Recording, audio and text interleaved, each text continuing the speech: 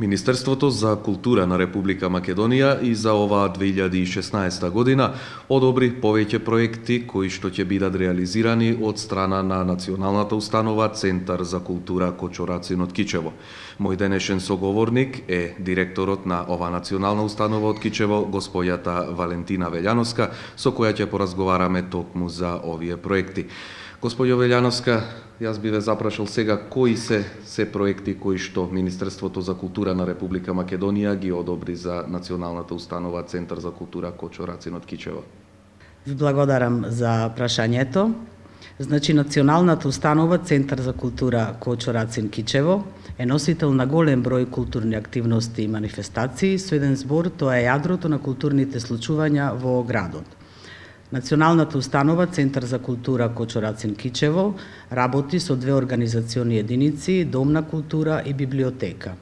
Своите активности ги извршува преку повеќе дејности, како што се драмска дејност, музичка дејност, фолклорна и сценско-уметничка дејност, ликовна дејност и библиотечна дејност. Значи, оваа година со годишната програма на Министерство за култура се опфатени сите дејности, се одобрени проекти од сите дејности. Можам да започнам по дејности. Ќе почнам со драмската дејност. Значи, театарските програми, иако се комплексни за организација, секогаш представуваат основна програмска шема на Центарот за култура.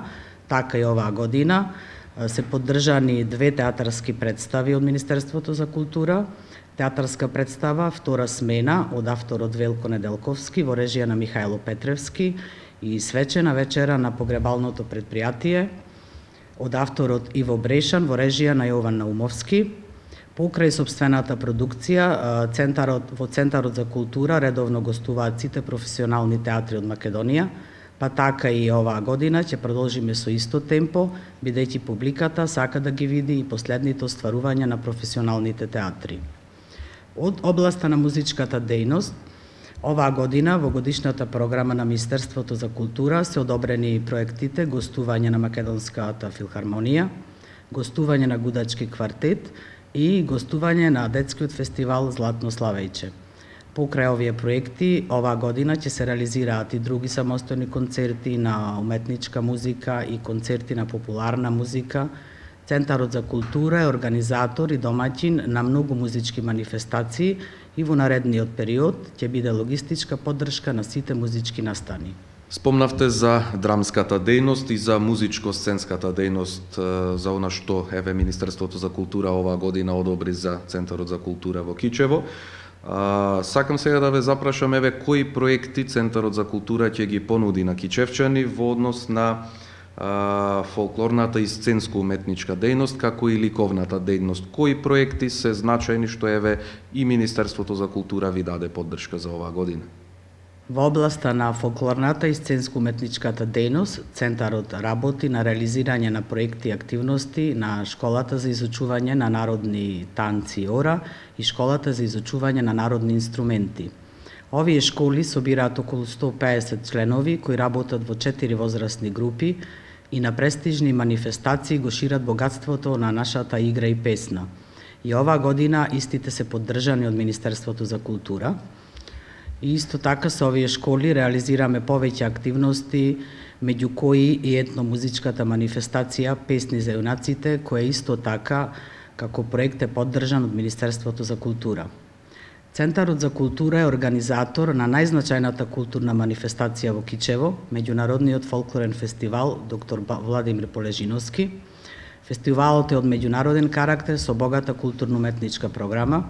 На фестивалот секоја година гостуваат голем број културно-уметнички друштва, како од странство, така и од земјата.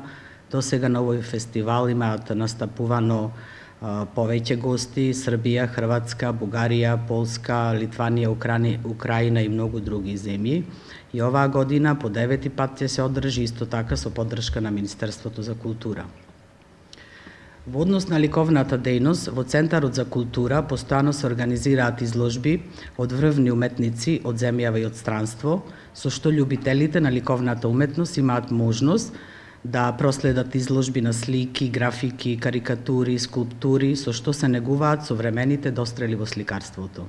За оваа година Министерството за култура даде поддршка на 10 самостојни изложби од повеќе автори, како Филип Фидановски, Горан Менков, Коста Клифов, Ленче Коцевска, Урош Велковиќ, Агрон Салију, Сандра Соломонова и нашите кичевски автори Слободан Милошевски и Јован Наумовски.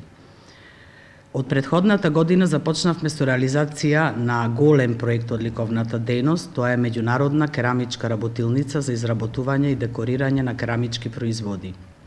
Особено е значајно што овој проект ја опфаќа младата популација, односно нивно запознавање со традиционалните уметнички дисциплини. Работилницата овозможува подиректна интеракција меѓу ликовните уметници, керамичарите, грнчари, при што секој од нив има можност во непосредна соработка да го надгради своето знаење при изработка на керамичките производи. Проектот се реализира во село Вранештица и во грнчарските работилници на локалните мајстори. И оваа година, со поддршка на Министерството за култура, ќе се продолжи со реализирање на овој проект, кој континуирано ќе се одржува секоја година и очекуваме од него да произлезе керамички центар во кој ќе обстојува и ќе се развива керамиката.